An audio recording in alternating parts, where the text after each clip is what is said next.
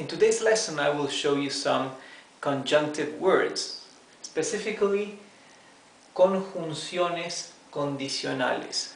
Conjunciones condicionales. These are conditional conjunctions. So we'll see these five, okay? The first one of all is the most used one, and the second one is also very much used. So, si, entonces would be if, then, okay? Como, as or since. En caso de, in case that or in case of. Okay, in case that or in case of.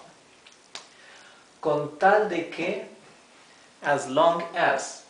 And actually we can include the que or omit it, and that would change the structure of the sentence, and I will show you that later in the example.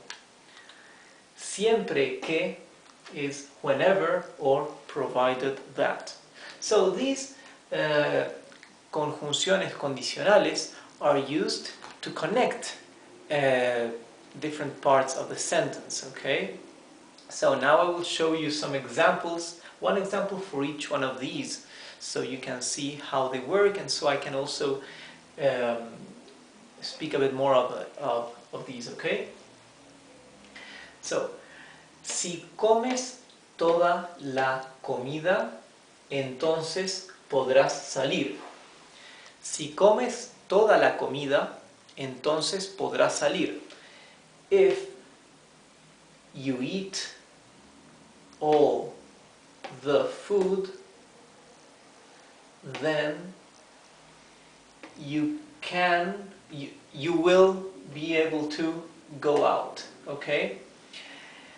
In Spanish, the verb poder, which means poder as a noun, it means power, but poder as a verb, it means to be able to, right? To be able to do something.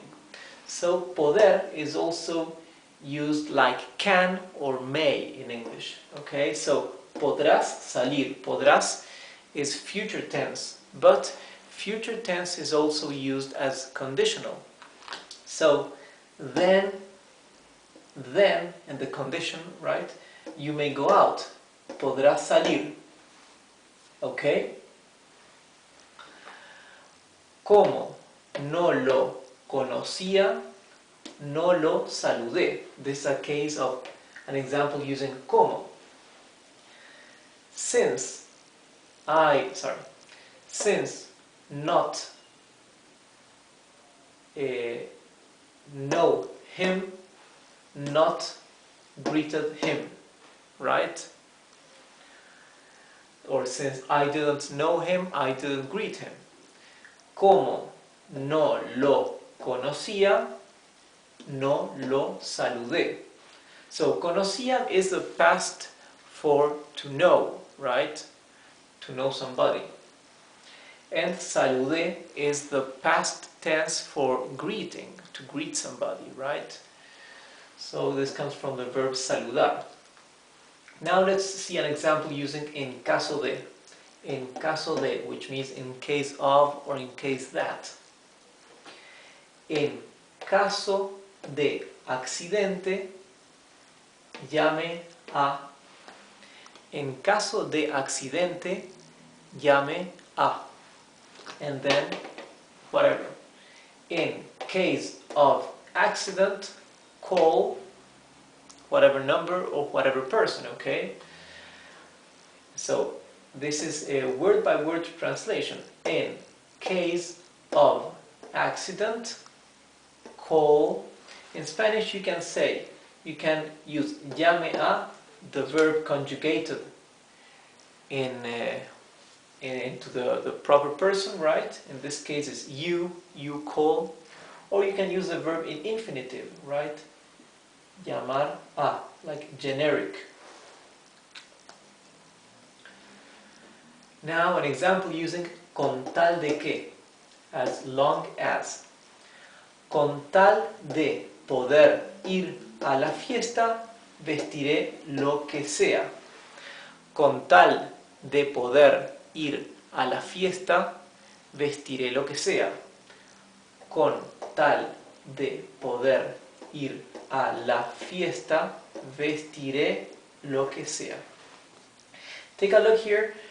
Vestiré here, after the comma, you see these are conditional sentences. So what comes after the comma, we are using future tense in Spanish because future tense is also used for one of the types of conditional tenses in Spanish, okay?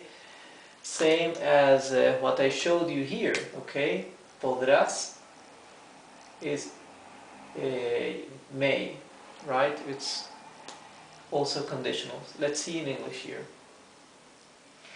As long as I may go to the party, I'll dress whatever. Okay? Lo que sea is synonym of whatever, right?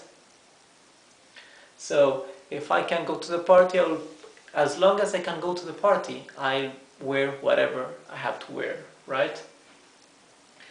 So here you can see the poder means to can or to may, right? Same as here. Okay, let's see our last example. Oh, one more thing here. Con tal de, you see I'm not using the que. Con tal de, and here I use the verb in infinitive, right? This structure works for whatever verb we want to use with con tal de.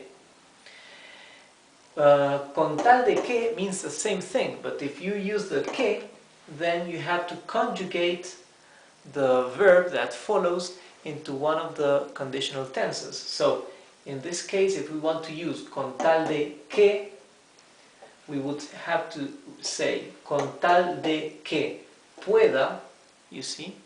We are using not poder in infinitive, we are using pueda, which is already conjugated into a conditional. Ir a la fiesta, vestiré lo que sea. Okay, now siempre que is whenever or provided that. Let's see the example. Siempre que salgo, llueve, right? Whenever I go out, it rains. Siempre que, let's replace it with whenever I go out, it rains, right? Remember that in Spanish, since the pronoun, the subject pronoun is already included, implicit inside the conjugated verb, then we omit it, right? So, siempre que, here what is implied is the subject pronoun I, right? Because I can look at the conjugation of the verb salir, to go out, and I can see it's conjugated for I. And llueve, it is the subject pronoun it that is implied, okay? It rains. Here would be eso, right? However, we totally omit it. We just say llueve. So this is all for today. These are the 5 conditional conjunctions in Spanish, and I hope that these sentences have helped to register the words.